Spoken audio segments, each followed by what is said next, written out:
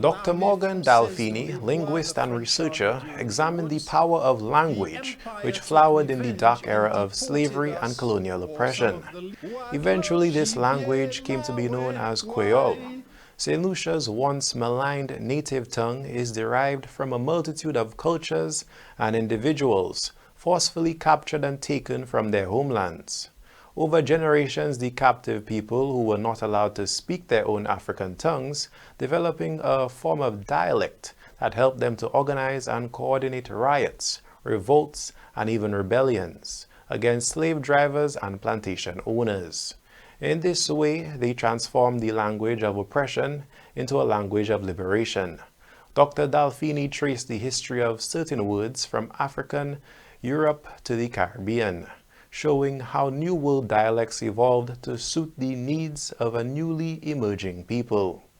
In terms of the Africans then brought here by the British, it was the Igbos coming from eastern Nigeria, Ghana, the Twifanti, and from western Nigeria, the Yoruba, giving us a West African and Bantu grammar with European vocabulary. We had no choice in vocabulary. It was enforced on us. There was even a mask with a plug inside of your mouth and prongs of iron on either side in case they caught you speaking an African word. They were worried that us plotting in an African language meant that we were going to kill them. Dr. Morgan Dalphini selected particular words and pronunciations in his lecture to give context to the subversive nature of Kweyol. We go even further, we use the ka. We say, mwen ka vini, mwen ka fe sa. However, in Mandinka, you would say, mka moi. We even import the ma, mang, meaning I am not doing something.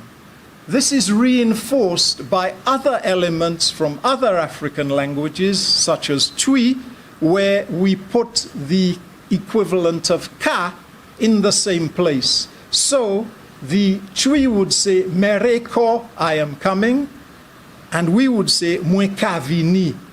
But although we have the structural similarity, we go right down to the actual word ka.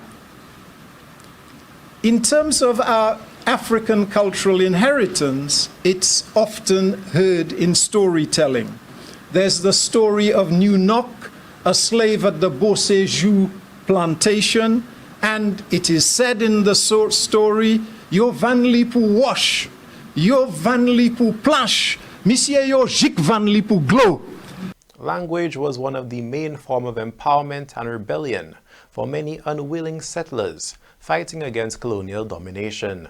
Through Creole and other means, we kept freedom of the mind, because you know what these Asian people who came here as indentured laborers did, and you know what these Sierra Leonean Africans did. They ran off into the hills and became Maroons in St. Lucia as well.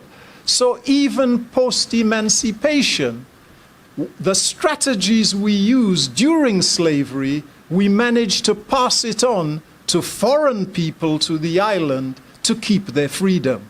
We had kept freedom in the head in order to be strategic through Creole.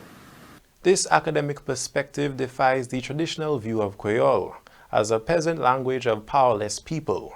St. Lucians are reminded of the underlying patriotism and cultural significance prevailing within our unique and native language. For Choice News Now, this is Obi Offor reporting.